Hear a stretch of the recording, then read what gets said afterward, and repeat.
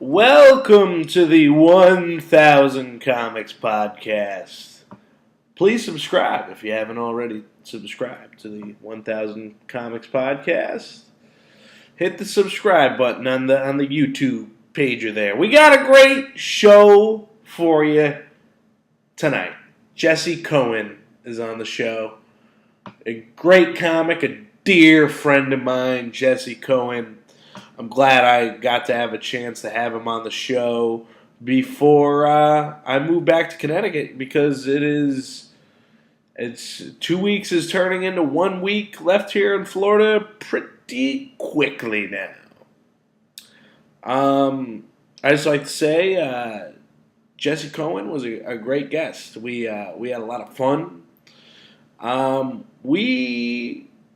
I know it was a little bit self-indulgent of me to do another script of mine on this podcast, but what the heck?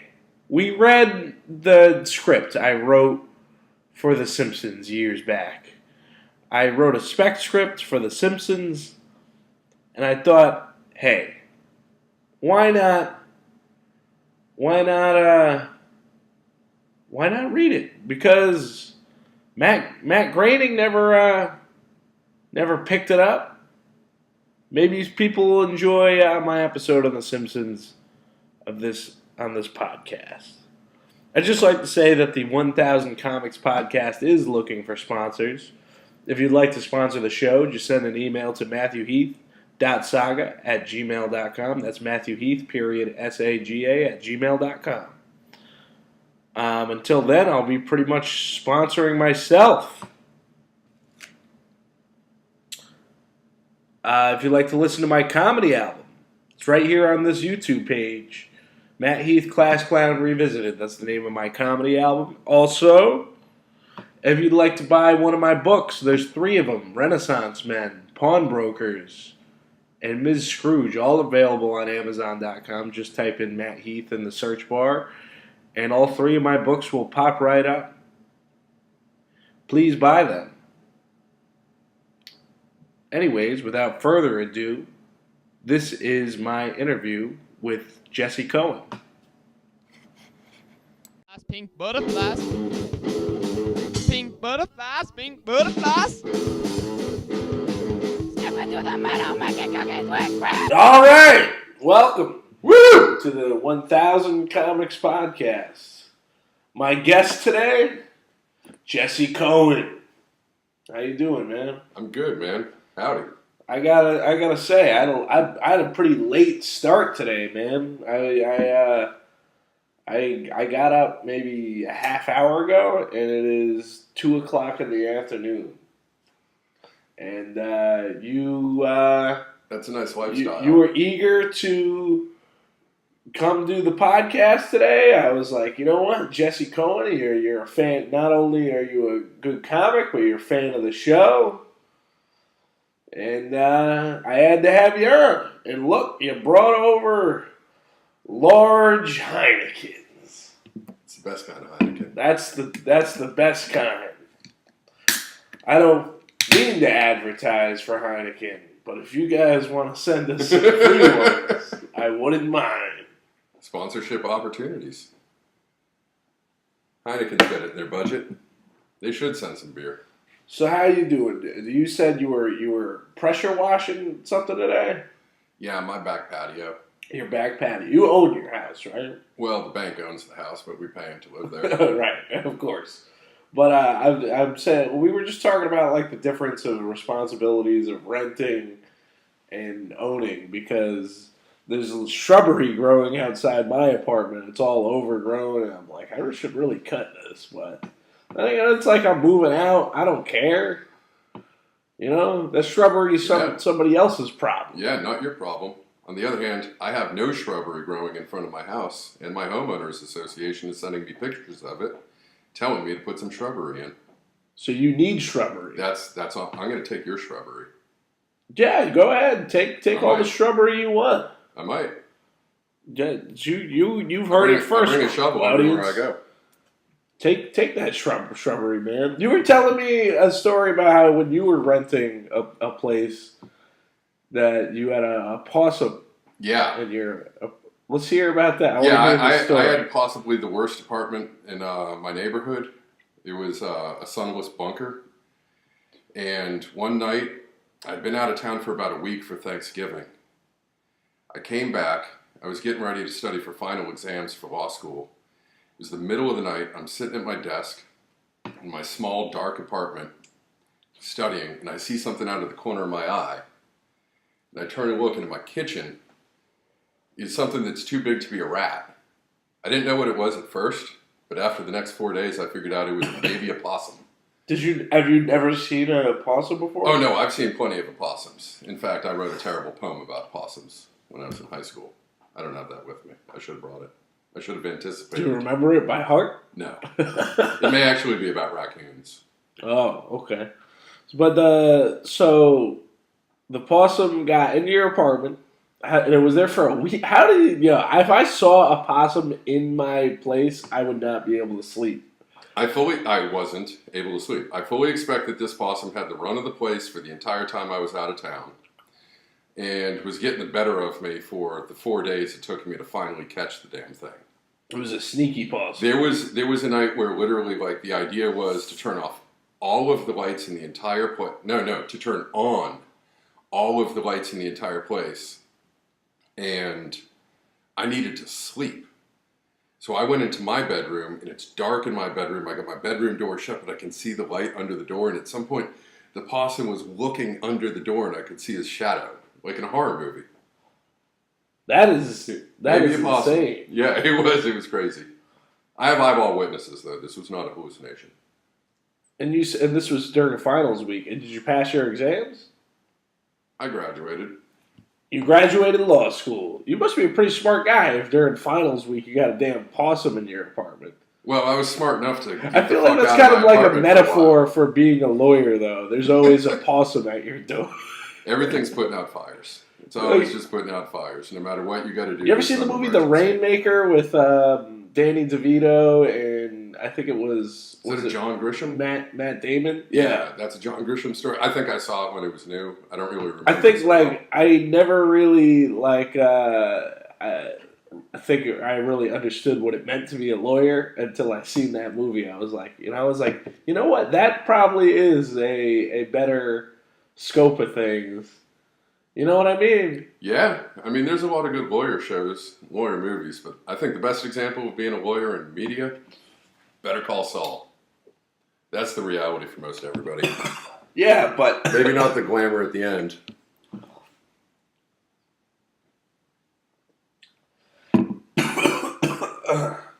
Excuse me. You're excused. Better Call Saul. Excellent. I don't think it's a realistic depiction of a lawyer, though. I think it's a very realistic depiction. I mean, it's realistic in the sense that, every lawyer is like a shyster. Like, they're looking out for the best interest of the client. Like, no matter what the stance. You know what I mean? Well, that's the job description. You always got to look out for the best interest of the client. But always looking out for the best interest of the guilty. Well, someone's got to do it. But it's weird because it's like you go in there. I think you get into being a lawyer knowing that. There are people who get into criminal defense law knowing that they're defending guilty people. There are some criminal defense lawyers that say the scariest part of the job is when you're defending an innocent person. Why is that? Well, defending guilty people, if you know they're guilty, they know they're guilty, then for a lot of criminals, it's just a matter of processing through a system and trying to minimize your impact. You're not trying to get someone to say you're innocent and walk free. You're just trying to minimize the consequences. And that's what a lot of criminal defense lawyers do the vast majority of the time. But then you get someone who's accused of something serious, who's bona fide innocent. That's a lot of responsibility. You know what? You're right. Because if you know somebody's innocent, it's more at stake for you personally. Yeah. Right? And them. Yeah, big time. I never really thought of it that way because it's like because once you're defending an innocent person, that's when you end up having a moral obligation. And it's like, I didn't want to have this moral obligation on that. I don't want to have the world on my shoulders if I'm defending somebody that's guilty. Yeah. At least I know that it's... I mean, you just think about someone who's, like, accused of driving drunk. Right. People get accused of driving drunk all the time because they're driving drunk, and then they're getting caught. That's true. So they got to get a lawyer to make sure that, like, the worst case scenario of punishment doesn't happen, and maybe they get off with a wet reckless or whatever. But that's just all in a day's work for the drunk driver and for the lawyer. But say you got someone that you just know for a fact, God's honest truth, stone cold sober, never had a drink in their life, whatever. But for some reason the cop's convinced that they got evidence that this guy's driving drunk. Well, that's a tougher case. Huh. Who do you think you identified more with? The Lionel Huts on The Simpsons or Mr. Burns' lawyer? Where sometimes you'll even see like multiple of them like in the same room. Lionel Huts. One of my favorite lines is, I've been in courtrooms all over the state, often as an attorney. I mean, that's not a perfect quote, but often as an attorney. I know so many people for whom that's true. I like the one where he's giving him his business card and he's crossing off like everything else. I've seen some this bar association shouldn't be here either. He eats half the card. I saw a business card for some guy in traffic court one time that claimed to be an awful lot of things, did not actually claim to be an attorney. I don't know what he was doing there. I just figured that was none of my business. You know what? Having you on after Warren, because I didn't realize Warren was a lawyer until I had him on. I actually didn't realize Warren was a lawyer until about a week ago, Monday, over at N2. He and I were shooting the shit, and I was like, yeah, I'm a lawyer. You're a lawyer. I mean, because I don't really ask you guys, because to me, everybody's a comic. They go up, they tell jokes. That's why you're on the show. Yeah. You know what I mean? Yeah. I saw you at you know what? Jesse is like one of the... When I first met Jesse, it's like a lot of comics. It's like it takes you like a few times of seeing you for you to bode well with me. But there was a guy, there's some muscle bound dude at Dot Eyes. Like he was with two chicks. He asked you to take a picture, and you're just like, no, you're ugly. And you told him it was because he was ugly. And I thought it was the funniest damn thing I had seen in a long time. So I was like, this guy's in. He's part of the comedy crew now. Well, that was, I guess, some fortuitous smartassery. I was just fucking with that guy for a moment. I was going to take his picture. No problem. I like taking pictures for people when they ask, actually. Would you say that the lawyer from Fear and Loathing is one of your... Gonzo? Yeah. Hell yeah, man. Absolutely. Absolutely. I like that scene, and I think it's where the buffalo roam. Toward the end, where he's going down with all the defendants. He's got all these defendants in the courtroom. Right. And the judge is more mad at him than anybody else. And then the guy gets sent away, I think it was like 5 years for a couple joints because he's fucking up so bad. I forgot about it. You know what? For some reason, where the buffalo roam, I remember watching it. Yeah. But I just remember, I don't know, I couldn't get into it. Not like Fear and Loathing. Or the Rum. Did you see the Rum Diary? Yeah, I did. I saw that one in the theater. That was a good movie. You've read some of Hunter S. Thompson's books, right? Embarrassingly? No. I just have a collection of ones that my buddies have given me that I have not read yet. I got Hell's Angels sitting on. They're top all of the just pile. sitting there. Hell's Angels is the first one you got to read because that's the first one he wrote. Yep. Well, it's literally sitting on top of the pile. I don't know. Some of them are easier reads than others. Hell's Angels not an easy read because it's like it's basically it's written like articles, you know. Yeah. I picked up a book recently that I didn't realize was going to be just a series of articles and essays and whatnot. Ended up reading it anyway. Chuck Klosterman, you know who that is? I think he wrote for Esquire. He's got a couple books out. This one was called X. It was all about like sports and pop culture. Right. That dude knows a lot more about sports and pop culture than I do, especially sports. Jesse Cohen's having a cigarette right now, and I think I'm going to do the same thing. This is like late night TV we're doing, except it's a podcast. You ever watch public access television? Is that ever a thing for you? Not really. I mean, like you remember the Wayne's World skit? yeah, but it's not really public access. It's like a parody of public access. Of course, Wayne's World was Saturday Night Live, but that was a parody of a real thing. Like that was a cultural phenomenon in like the 80s and the 90s. It's like these public access shows on television. Used to watch Alex Jones. He'd come on after one of my friends had a TV show. Isn't that guy the guy who's like a nut? Yeah, says all sorts of crazy things. That's the one. But he's also kind of like a political voice, so no one shuts him up. He has a lot of political influence as of recently. Yeah. That kind of stuff just irks me. Like the people that present themselves. I don't know. It's weird because people present themselves as comedians and then get into politics that way, and then like some people present themselves as politicians, and then like I don't know, they're just these wired dudes in entertainment. You know what I mean? Yeah. Well, because watching a guy like Alex Jones, it's like obviously he's not like really influencing you in your day to day life. I think he is influencing a lot of people.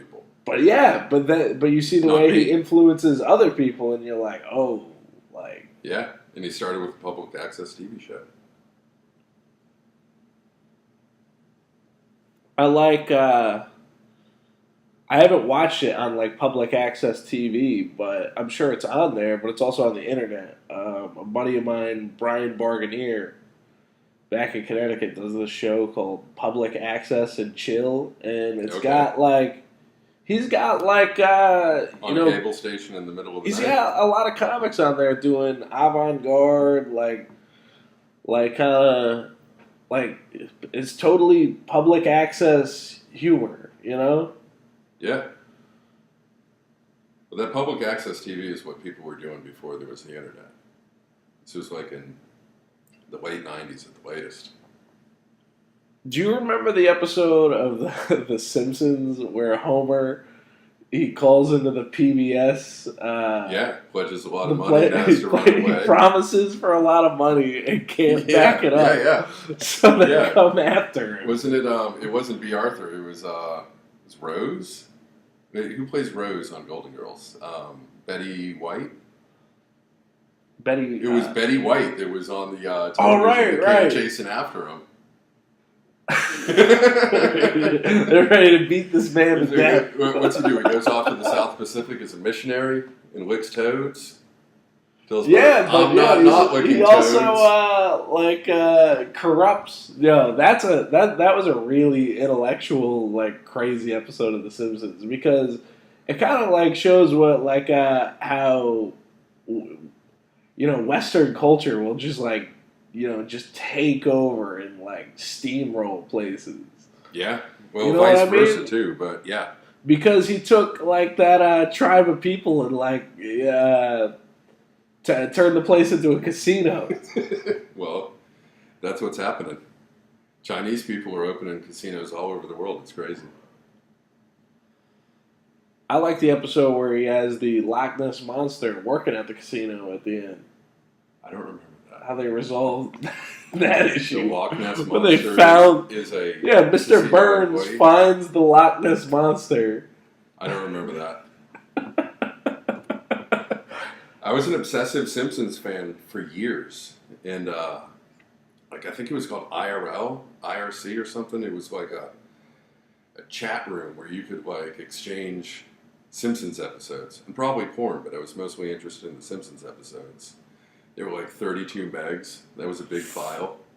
Super low quality. My computer won't even play. Some of those Simpsons episodes are imprinted in my brain, dude. I watched The Simpsons so much as a kid.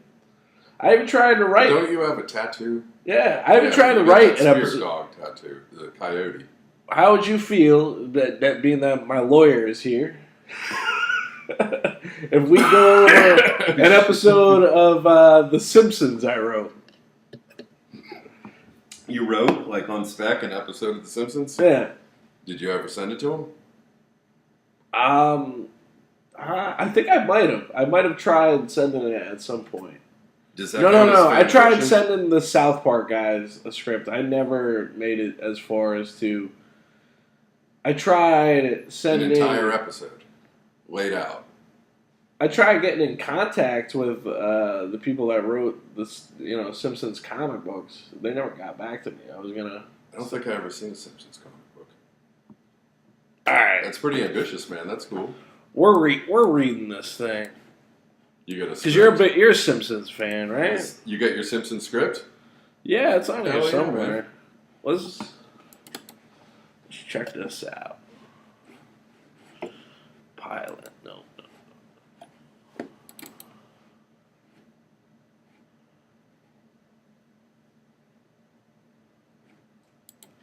Simpsons.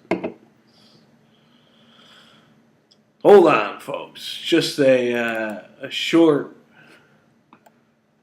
break there in the conversation.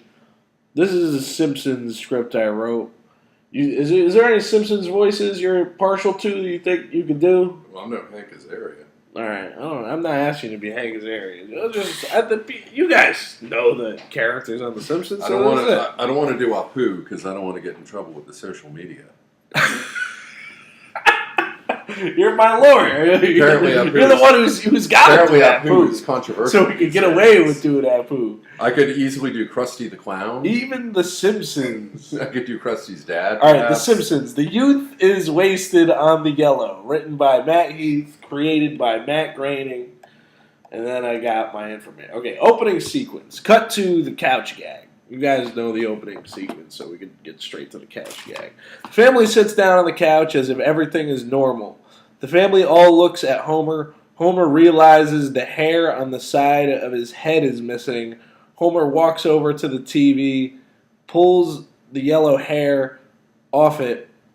He puts it on his head and smiles and sits back down. When the credits roll, the M in Matt Groening's name is missing. That's cool. You like that couch gag? Yeah. I think that works. Alright. Cut to the Simpsons' home. The scene opens with the image of the Simpsons' home. Cut to Homer and Marge on the couch with Maggie, Bart, and Lisa laying on the floor. Marge... I can't do Marge's voice, man. What are we watching, homie? Some movie with the actor Sean Penn. Oh, that is... Alright, I'll do Homer and Marge because this is going to get creepy. This isn't fucking Bob's Burgers, alright? What are we watching, homie? Some movie with that actor Sean Penn. Oh, this is an inspiring film about a man's struggle as a homosexual. No. Oh, well, is this that inspiring film about a mentally challenged man raising a child? That's my life story. And then Lisa's like, no, this is a film where he makes it through high school by the skin of his teeth. And Homer goes, and how? So they're watching Fast Times at Ridgemont High. It's an excellent movie. The TV is shown, a young Sean Penn is smacking a shoe against his head, and he went, that's my skull, man! Right, Bart, why is his eye so squinty? Homer, Shut up, boy. That's how people look back then. Cut to young Homer falling out of a smoke-filled van. Young Homer, out of sight. But he's also drunk. So, a young Lenny runs out of the van on fire. Young Carl also on fire. Young Lenny. Homer, we told you you can't use charcoal grill in a van. Cut to the family in the living room. I think that's a pretty good gag, right? That works. Homer's it all memory. works. I can visualize all of that. Homer. Yeah. That's as good as anything else the Simpsons is putting out these days. No offense. And then it gets back to Homer reminiscing, and he goes, "We were a bunch of good-looking guys." And Sean Penn is seen again sitting in a class full of people. A pizza man enters. Penn pays for the pizza in class. Bart, ordering takeout in class? Homer, is it okay to take advice from Academy Award-winning actors? Homer, sure, boy. Where else are you going to learn real-life lessons? School? Church? In high school, my buddy ordered a pizza at school, got it delivered. Principal Saratelli caught him, strip searched him. Right. Thought he was getting drugs. He was just getting pizza. Strip searched. Wow. Fucking Eagle Scout. Eagle Scout, Yeah, huh? that dude was an Eagle Scout. No one gives a shit about the Eagle No one gives a shit about the Eagle Scouts. But strip searching someone for a pizza, that's a little fucked up. Well, I'll tell you something. The best Eagle Scouts became lawyers, buddy. 1, 2, 3, not it. Were you an Eagle Scout? I don't know. No, I quit Boy Scouts early on. Oh, you were in the Boy Scouts. Up until I think 8th grade, 9th grade. All right, we can hear the story about how you got touched later. Let's get back to the Simpsons. Holy shit! All right, Homer. I made pubic scout. So Bart goes, All right, cut to Springfield Elementary. The scene opens with the image of Springfield Elementary. Cut to Bart's classroom. All children are in attendance, excluding the bullies. Principal Skinner is teaching class for some reason. Skinner, Skinner, you can do Skinner's voice, right? Sure. All right, give Skinner's voice a shot. Due to budget cuts, I'm going to teach you kids English. We're going to start with the differences between the words there, and who's there? Jimbo pops in the door. Jimbo. I need to talk to Bart and Nelson about a science project. Well, seeing that we're cutting science due to budget cuts, carry on. Bart and Nelson run out of class to greet Jimbo, Dolph, and Kearney. Bart then carries a giant tray of burgers into the classroom. That dude's name is Dolph? Yeah. Who's Dolph? Those are the three bullies. Dolph? Which one's Dolph? Dolph's the one with like the long hair, like going down the side of his face. Oh yeah, like the skater with the black t-shirt. Yeah. Okay. Jimbo's the one with the hat. Yeah, I know. My God, due to the people with diabetes must always have a lunch act. There's nothing I can do about this. Wait, Bart, do you have diabetes? Yeah, well, sure. No, he doesn't. I'm the only one in class who has been diagnosed. Huh. That was Martin. Yeah, Martin. Because Nelson, he goes, ah! Nelson punches Martin in the stomach. Shut up! We all have diabetes! Nelson grabs a cheeseburger from the tray. My wife keeps telling everybody, no, she keeps telling our kid that everything he eats is going to give him diabetes. Not everything, the candy. Just like, you can't eat candy, it's going to give you diabetes. Like, it doesn't work that way. All right, you didn't know how leukemia worked. So all the kids are eating the cheeseburgers in the classroom. Principal Skinner's bugging out.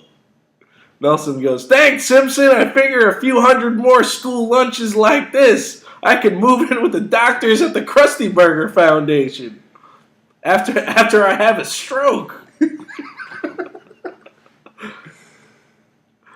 All of the students grab cheeseburgers off the tray, sit back in their seats, and chew loudly. Superintendent Chalmers enters.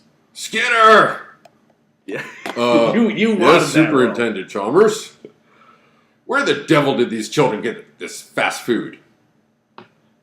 Milhouse walks to the front of the room where Skinner and Chalmers are.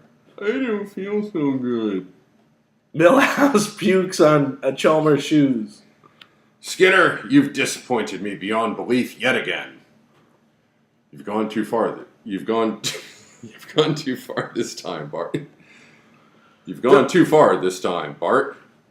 And Bart goes, "Don't you just love it when the extra pickles on the burger? It just makes my day." Just like the one on the menu. Oh wait, that's Nelson. You said yeah. That. All right, Nelson. Yeah, just like the one on the menu. I don't know. This is good enough. I don't know. Women do Nelson. What is with these kids and their excessive fast food eating? If only they had soda fountains like back in your day, sir. How old do you think I am, Seymour? Old enough to enjoy what MTV used to be. You're damn right. Cut to Principal Skinner's office. The scene opens in Principal Skinner's office. Bart, Dolph, Kearney, Nelson, and Jimbo are all sitting in front of they're sitting at his desk. Skinner. Yeah, all right. Seeing that you all have diabetes, we can't technically punish you students for what you did.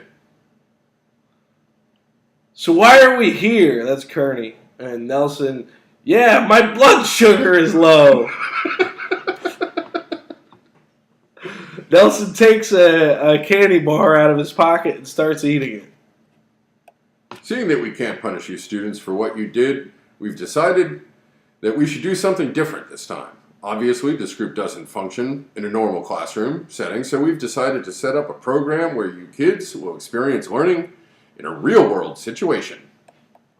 Jimbo, we don't have to clean Willie's shack again, do we? Dolph, yeah. What? I was bit by a bat last time we did that. I forgot about this. I was bit by a bat last time we did that. Willie is outside the window for some reason.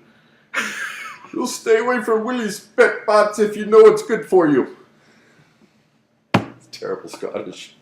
That was a good attempt. We're not the damn. Heavens no, we don't need another lawsuit from Dolph's mother. Who was to know she was the best lawyer in the tri-state area? You kids are all going to work for a local town business. First, please welcome Mo Sislak. All right, I got Mo. I bet you do. God, that book smell in here cuts through you, through me like a knife. Kearney, Dolph, Jimbo, you'll all be working with Mo at his family restaurant. That guy runs a dive bar. Kearney punches Jimbo. Don't ruin this, moron. Nelson, you'll be working for the owner of the Quickie Barn. Please welcome Apu. I've already disavowed doing Apu because of the social media. Do we have to call like an Indian guy to come over to do? Because if we had to, I guess I think we legally is it the only way we can get away with doing the Apu voice? That's what the rule is now. Oh man, I'm gonna go ahead and fucking do it anyways. You should give him a New York accent. I mean, no Indians have applied for the job of reading my script so far, so... Canadian accent. Do Apu as a Canadian? Yeah, it's a Canadian accent. All right. That sounds fair. It's very safe. Is this your advice to me as my lawyer? Even if you offend him, who gives a fuck? I'm glad I have a lawyer here while we read That's my legal advice. Lawyers as per the social come. media, Apu's accent will be Canadian. So is to own. You know what? Give me another cigarette. We can get into the Apu stuff. I'll give you a Galois. You don't mind doing this for a podcast, do you? Me? Was there stuff in your life you wanted to tell me about? No, The Simpsons is much better than anything going on in my life. Okay, good. That's how I feel. Good. That's how I feel most of the time. The Simpsons is better than anything going on in my life. All right. I don't mean that, baby. I know you're going to listen to this someday. Oh, wait. Oh, yeah. You probably love your family more than the Simpsons family. I do love my family more than the Simpsons family.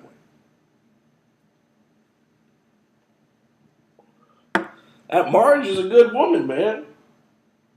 You know what I mean? Like, when it comes to females on television, she had, like, one problem. That was the gambling problem.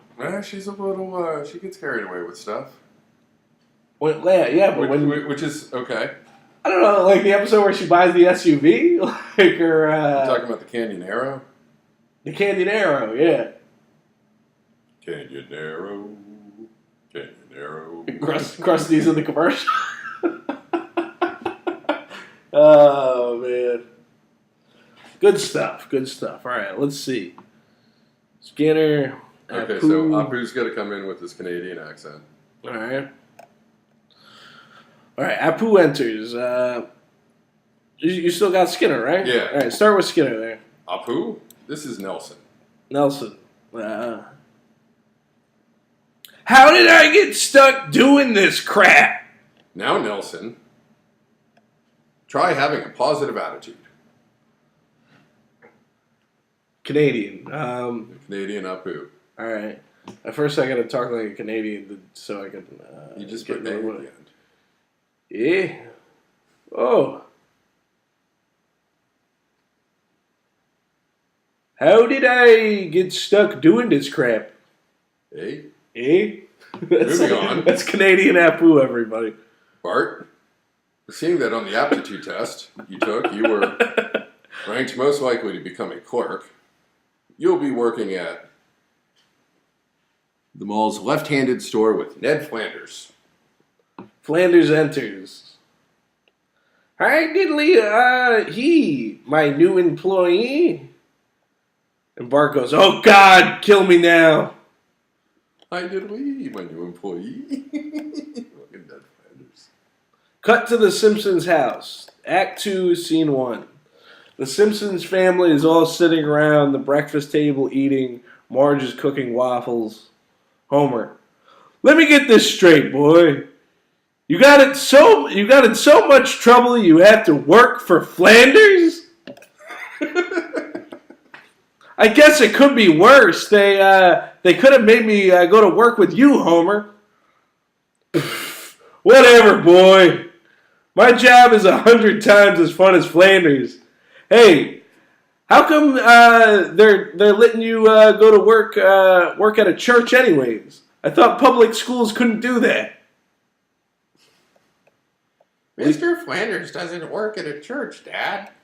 He doesn't? That's my best Lisa Simpson. He doesn't? Marge. He likes going there. He does? Who's that guy preaching the whole time there? Lisa, that's Reverend Lovejoy. Who the hell is that?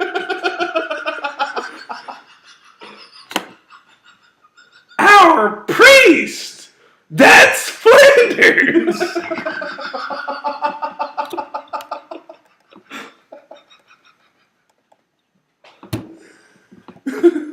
There are two different people, Dad! Please tell me you sent this to them. Well, where the hell does Flanders work then? Marge, at the left-handed store. We were just there yesterday. We were?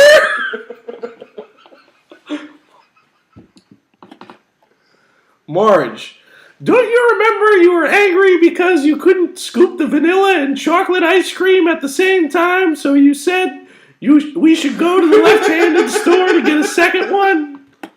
Oh, yeah. It did improve my scooping productivity. Homer gargles saliva. Assembly line ice cream.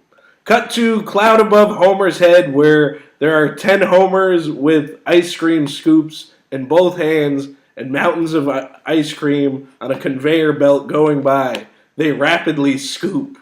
Cut to the kitchen. Oh, how come Bart gets to go to work at the ice cream plant and I don't?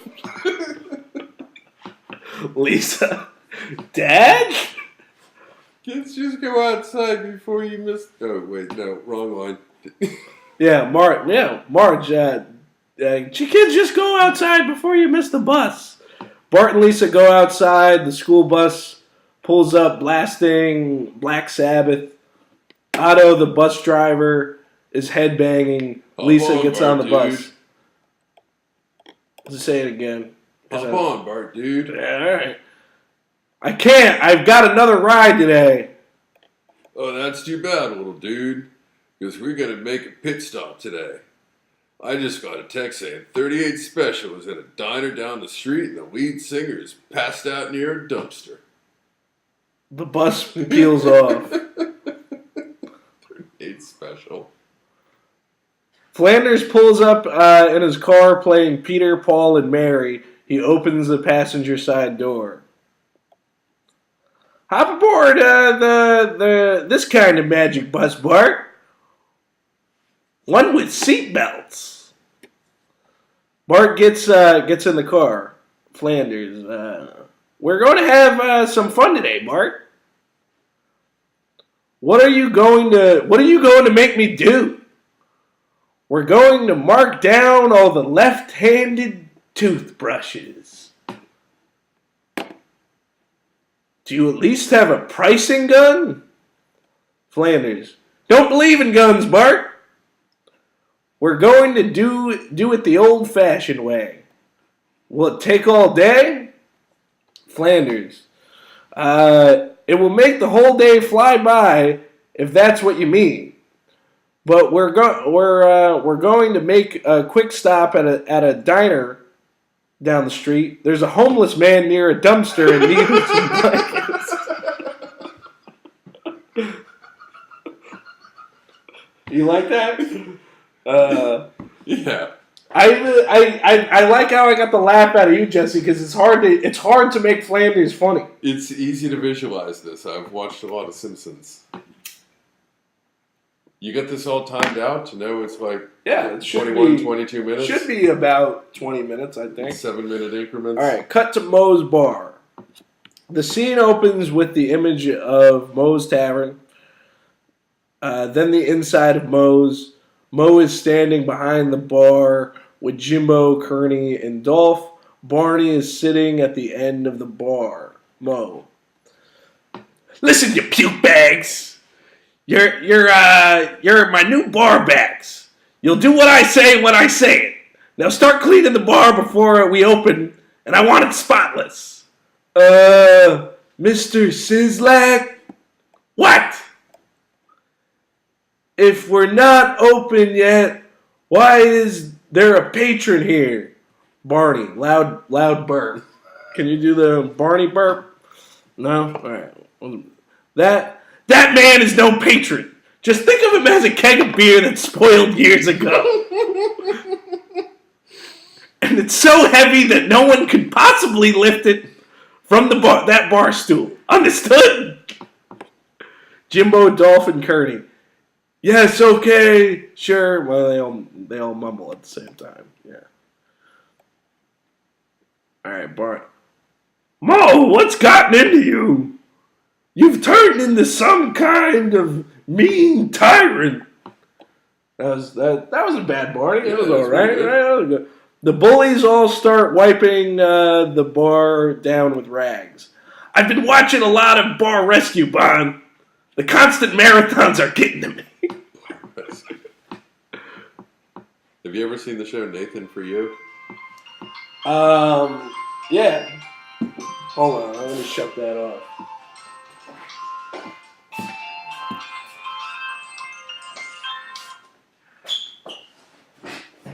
Call you back later, Adam K. On the previous guest. Listen to Adam K's episode if you guys haven't got the chance. As the bullies keep wiping the bar, it turns from brown to red, revealing that the brown has always just been dirt. Homer bursts through the door. We ain't open yet, dude. Homer, directed at Dolph. Mo, you look so young. I guess that age-defying cream you bought really works.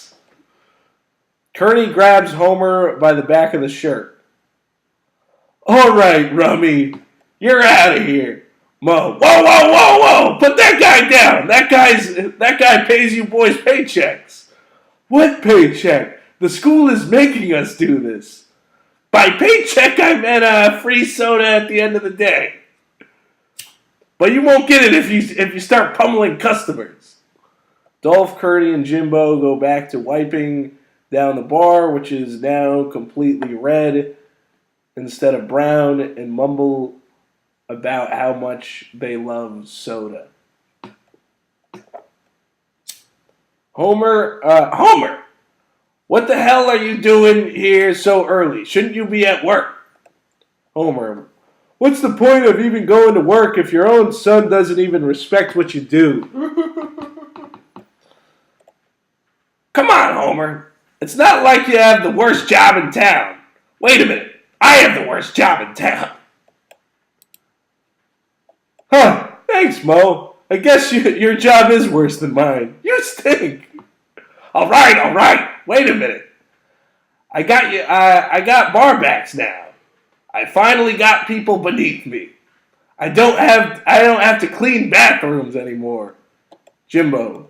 Mr. Sislak. What? What is it now? Jimbo keeps wiping the bar to reveal a sign that says Lenny's Tavern. Okay. So Mo goes up. Cripes! Cover that up. No one needs to be reminded of that horrible chapter of this place.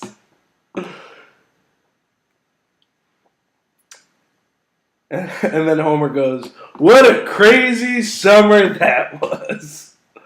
And then Barney goes, I don't remember that at all. Mo, that's because it was a 3-day weekend, not a whole summer.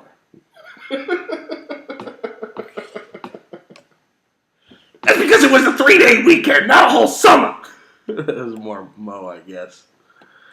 Cut to the Quickie Mart. Okay. The scene opens with the image of the Quickie Mart. Cut to Apu standing behind the counter with Nelson. Nelson is wearing an apron and a paper hat. Apu. Canadian Apu. So what are the 3 most important things I want you to remember, eh? Nelson. Channel. No. Expiration dates are flexible. This is not a library. And the squishy machine is not a toy. That's good, man. Oh, man. This is difficult, dude.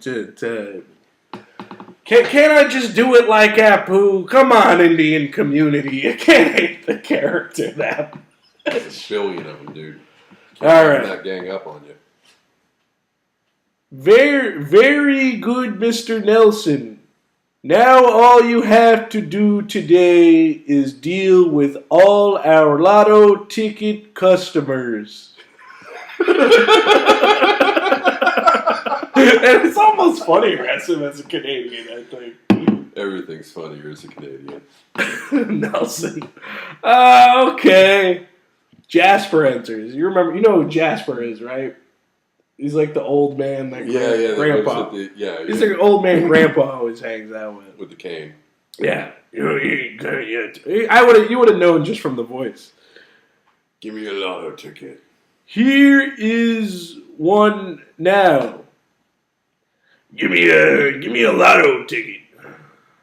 Well, I want to be Jasper. You want to be Jasper? All right, I got you. Because you're like Jasper's easy. I can do Jasper. Just give me a lotto ticket. Which one, sir? Just give me a lotto ticket. Nelson gives Jasper a lotto ticket. Jasper scratches it. I know. Just give me another one. Okay. Nelson gives another ticket to Jasper. Jasper scratches it. I know. Just give me another one. Nelson gives him another lotto ticket. Jasper scratches it. I won $2. Give me another one. Time is shown passing. Nelson has fallen asleep. Give me another. Nelson is snoring. Give me another. Ah! Give me another. Nelson gives Jasper another lotto ticket, and Jasper walks out grumbling. Apu walks over to Nelson. Mr. Nasa Hasapina, just call me sir. Canadian, once again. Sir, do we have any Thunder Fizz? What is Thunder Fizz? It's so hard to resist. Just because, you know what it is? I think Simpsons fans, I don't know. Are there more Indians or are there more Simpsons fans? Because that's really what that documentary was about. It's possible that everybody in India is a Simpsons fan. I wouldn't be surprised that at least everybody in India with TV or the internet. You know or what? DVDs. Here's what I have to say about the whole Apu thing. Is that Apu is the embodiment of the American dream. I agree. He's a guy that owns his own business. True. And he doesn't take shit from anybody, man. He drives the nicest. Takes a lot of shit from his wife. If you watch the cartoon, man, he drives the nicest car in Springfield. He's got a Corvette. He's got the best looking wife. He's got 8 kids. You think she's the best looking female character on the show? It's a wife. What's her name? She's nicely drawn. What's her? Apu's wife. What's her name? I forget her name, man. If I was writing in Apu's wife, it would Is just she say the best Apu's looking wife on The Simpsons? Minjula is her name. Minjula. Good call, man. Yeah. Yeah. All right. Let's get back into it, I guess. Where are we on time on this podcast? We're at 49 minutes. Oh shit, man. You got time to keep going through this? Yeah, absolutely. All right, cool. All right. What is Thunder Fizz? I'm gonna do him as Canadian. I'll commit to that. That I just wanted every Indian person to know. I have enough respect to keep doing Indian people are awesome. Apu as a Canadian. Just because you could see how angry people were. Personally, I have. Did you watch more that Indian documentary? friends than Canadian friends? No, but I did. I did follow some of the commentary on it. I don't know. I didn't get the vibe that everybody in the documentary though was as angry as this one guy was. You know what I mean? Yeah. I mean, there are just a lot of people in the world. There's always going to be the most extreme example of any opinion. I guess it is tough as a stand-up, though, when you're an Indian stand-up. People will literally shout. I kind of had a different at you attitude all the about it. time, though. You know what I mean? I kind of had a different attitude about it when I found out that the dude that made the documentary was also trying to, or is a stand-up. I don't know who he is, but I don't know. I think you're kind of shooting yourself in the. I think that guy probably wanted to be a writer for The Simpsons. He wanted to work for The Simpsons. To some extent, it seemed like self-serving indignation. Yeah, I think the guy was kind of had some hatred that he would never be bigger than The Simpsons. Well, you think that he personally felt hatred toward The Simpsons, that he wouldn't be bigger than The Simpsons? Like him as a human being? I don't know, because as a would it be more culturally significant than The Simpsons it's as a whole? I wish that documentary. If that's that guy's chip on his shoulder, then he needs to move on. I hope that's. I'd like to have him on the show, though. Sure, I forget that guy's name, but if you, I shouldn't say too much. If you're listening to this, man, The guy, I forget your name. I'm sorry. I'll definitely do some His research name's on Apu. you. No, not No. Hank Azaria or that guy. If any of you want to do Both my of show, them. They should arm wrestle. I like to have all. I'd like to get the Simpsons script made, man. I hope the Simpsons writers listen to this episode. Like, I think that this the guy's not Simpsons should bad. just change Apu's accent to Canadian. All right, let's keep going. Please do. What is Thunder Fizz? Nelson. It's the only most popular drink with kids today. I bet if you ordered it, we'd sell a million of them, and I'd be able to stay awake. Cut to the left-handed store. The scene opens with Bart sitting behind the counter at the left-handed store pricing toothbrushes. Flanders stands over him. Make sure you do that well, Bart. You don't want to make God angry. Excuse me? The Lord loves the working man. What the hell are you talking about? God doesn't ask you to move mountains, son. He just wants you to carry a shovel. Mr. Flanders, I understand you love church and all, but why the hell would God get angry if I didn't price these toothbrushes? As if Bart was me, I guess. I can't put it. I don't know. I can't do Bart. Voice too high pitch. Well, you just wouldn't want to go against his wishes. Well, how would you know what his wishes are? Maybe he'd rather there not be any left-handed handed stores. I mean, after all, he did make most of us right-handed. It's not about being left-handed, Bart. It's about doing the right thing. I understand the difference between right and wrong. I just don't understand how God can get angry, especially in the Bible. If everything in the world just happens is his idea, why would God get angry at Eve eating from the tree of knowledge? When he created Eve and the tree, it was his decision for her to eat from it. That's like God ordering a plate of wings and then getting angry when he gets them.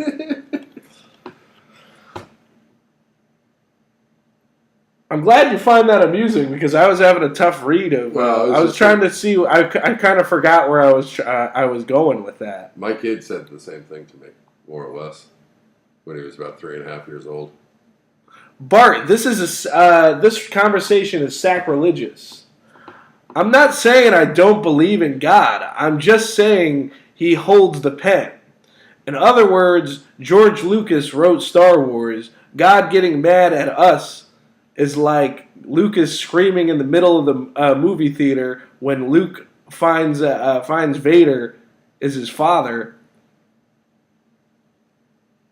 Well, it's like him getting mad in the movie theater and screaming if he saw when he finally sees that part.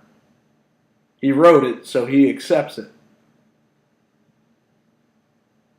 Flanders, Bart, go home. I can't have you working here.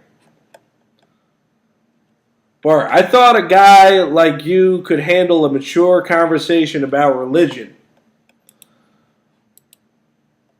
Go home, Bart. I'm sure God is real mad about this. Bart exits. Cut to the Quickie Mart. I'm glad you found that amusing because I was having a tough read of it. I kind of forgot. I think this is as good as any Simpsons episode. Yeah? Yeah. It works. Nelson and Apu are both behind the counter at the Quickie Mart. Apu is counting money. There are cases of Thunder Fizz everywhere, a cardboard cutout for Thunder Fizz and other Thunder Fizz merchandise. This Thunder Fizz of yours was a great idea, Mr. Nelson. Yo, he is kind of funny as a Canadian. Really, sir? Yes, we are almost sold out. Though I have read that they are banning this drink in most states. Comic book guy enters. Word is that Thunder Fizz has finally made its way to Springfield, and you carry it. Indeed we do, sir. I must buy every case you have. Ever since they put Doctor Who on Netflix, I've been trying to figure out how to stay awake all hours of the day so I can watch that series straight through. It seems that Thunder Fizz is my answer.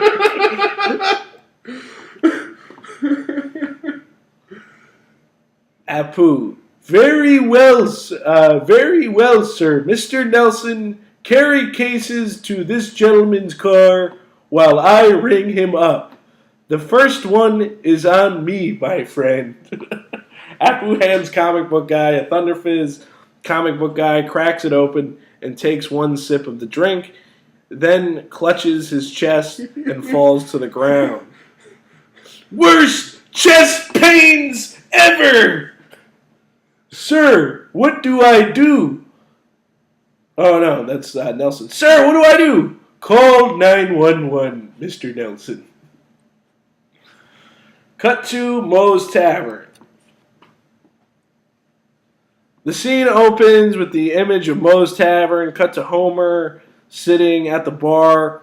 Moe and Kearney are behind the bar. The regular barflies are there, including Barney, Lenny, Carl. Flanders enters. One beer, please, barkeep. That's Flanders. Kearney. Coming right up, sir.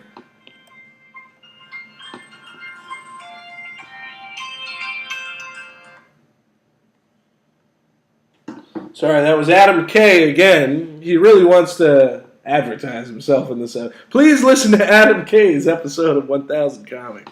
All right. Kearney. Coming right up, sir. Is that a young man old enough to serve alcohol? That's Flanders. He ain't serving it. He's slinging it. Kearney pours Flanders a beer and slams it in front of him and splashes him in his face. Now I remember why I don't come in. Now I remember why I don't come in here. Is what Flanders says. Why the hell are you here, Flanders? That's Homer, by the way. Flanders. Having a kid crisis, I guess you could say. I know what you mean. My son told me he'd rather be at work with you than with me. Really? He said that? Yeah, and I'd just like to... Wait. Wow. Yeah, and I'd just like to say that... Wait, what did your kid do? Flanders. Well, actually, it was your son. I sent him home from work early because of his views on the man upstairs. So if Bart drove you to drink in one day, it completely makes sense why I'm always here. Flanders. Homer, your son's views on life are uncalled for and have no place in my business. Well, excuse me for not raising a little sheep like you did, Flanders. It's such a terrible thing that I have a boy with a mind of his own. Even if it means getting fired from every job he ever has, I know he'll be okay because at least he has a backbone. And that's what makes him a Simpson. Wow, Homer, you really put things in perspective for me. By the way, your boss called, Homer, and you're fired for skipping work today. Why? Why?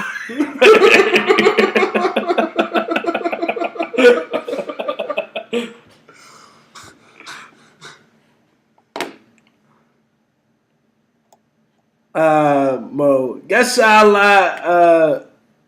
I'll get my bar backs to wipe up the spineless whale's tears. Mo walks into the bathroom. Dolphin and Jimbo are flushing beer down the toilet. That's it. No soda for you anymore. Who would flush beer down a toilet? I'm going to have to let you boys go. Their disrespectful beer is what got them fired. Flushing beer down a toilet. They all found it amusing to flush beer down a toilet. Apu and Nelson are behind the counter brewing pots of coffee. So, Mr. Nelson, coffee is what we sell now, and that is all. No energy drinks for us. Okay, sir.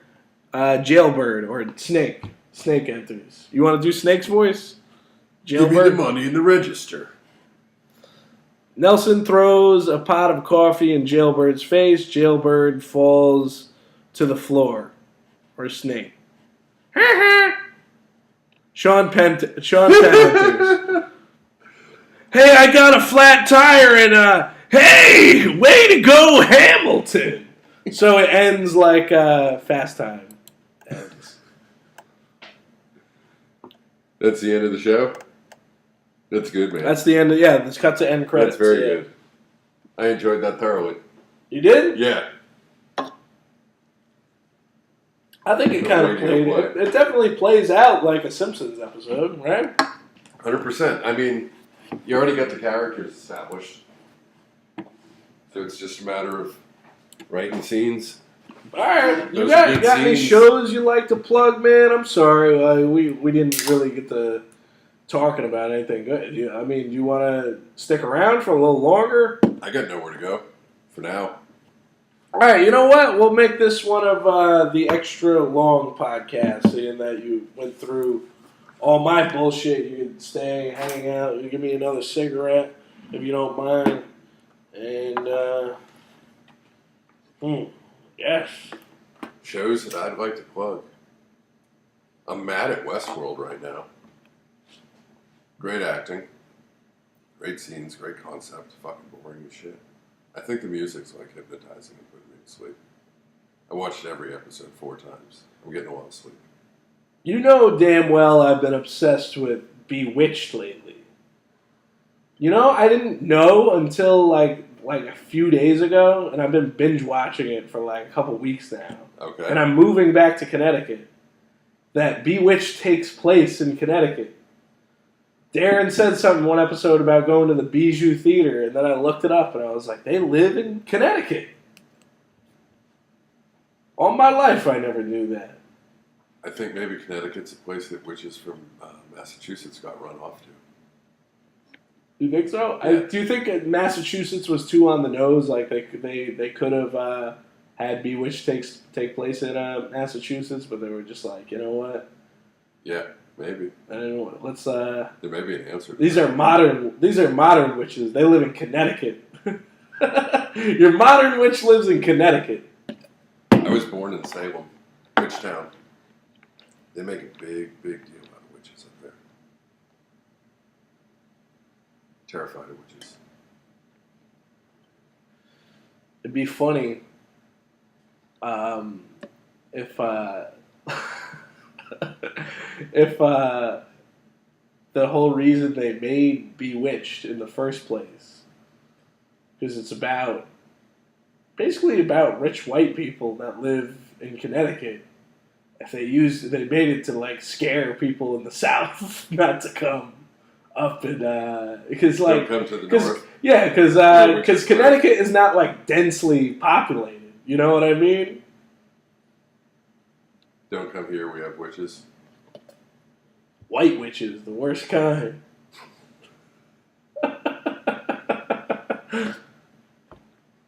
That's That's not Wizard of Oz rules. White blonde women are the biggest witches you could know, right? Am I right? Yeah, I know a handful of them.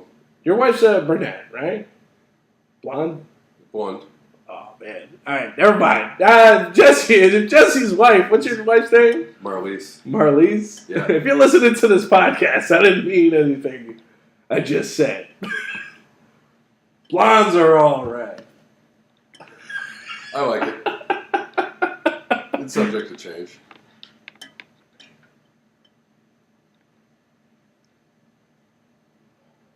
It's a good lull. Good lull in this podcast. Just wondering if my wife is casting a spell on me right now. That's more or less what I was trying to tell you. Her family comes from Holland, in a town. They're definitely witches, man. Have you ever been to Holland? Yeah, many times. She comes from a town where they have. There's something I don't like about the Dutch. Tell me. The water parks. They got some elaborate water parks, indoor water parks, beachfront water parks. They're what? No, man. I was like, I'm like, is this a water park or a gay bathhouse? I'm like, this place sucks. Oh man, it gets worse in Germany. And then I'm like, I'm glad I don't have my own children here, man. I don't need them around all these fucking Dutch freaks, man. You know what bothers me though about myself? No, like something I really had to come to terms with at one of these Dutch water parks. I'm like, how can I be in Europe and I'm still the hairiest guy at the water park? Oh shit, dude. You know what I mean? Yeah. My wife and her friend got yelled at a German bathhouse for wearing a bathing suit. Some German man came in. Some old German man came into like a sauna and they were wearing their bathing suits and he was just like, Achtung, blah, blah, blah, blah, blah. And he just scolded them. I already told you how I feel about Germany. People eating hot dogs at a Burger King. I'm like, no, I gotta get out of here, man. They like the worst. That's frightening. Currywurst. Actually, when I was in Holland, though, I think the best time that I had was I actually had a few Heinekens. Yeah. With a German hunting club. Oh yeah. And they were basically telling me they would never come to America because they think America has too many guns. A hunting club was telling me this. That's an interesting attitude for people in Germany who are into guns. There are a lot of guns. There were some good guys, man. Started listening to some Alanis Morissette. I don't know how we got on Alanis Morissette, but we just started listening to Alanis. You know what? It was funny because I was visiting a girl from Holland. I was visiting her in Rotterdam, and we kind of had a little relationship when I was in college, and I thought we were gonna reconcile, reunited, it feels so good. I thought it was gonna be like that when I went to go visit her, but it was more like, nah, we can have lunch, and I'm like dating a dude in the Belgian army now, and I'm like, Belgium has a goddamn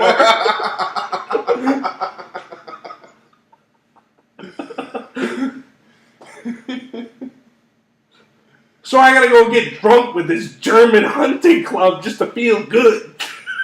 It worked. I gotta let him build me up, man. It worked. They like American Dad out there, man. I saw that on a few TVs. American Dad, the TV show? Because I think, in Holland and in Germany, they have American Dad on in German. Okay. Like that,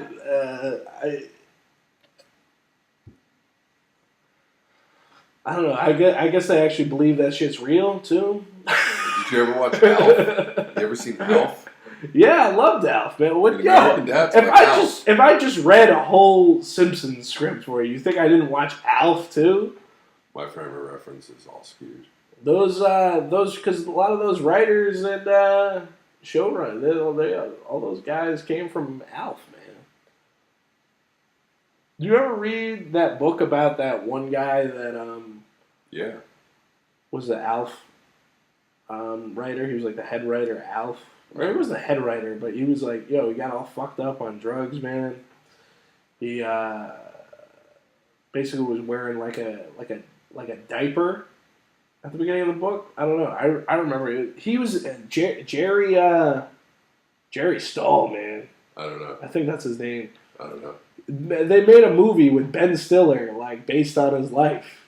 Okay. Where Ben I think I Stiller. may It was know called what you're Permanent talking about. Midnight. Permanent Midnight. That was a good one. I haven't seen that yet.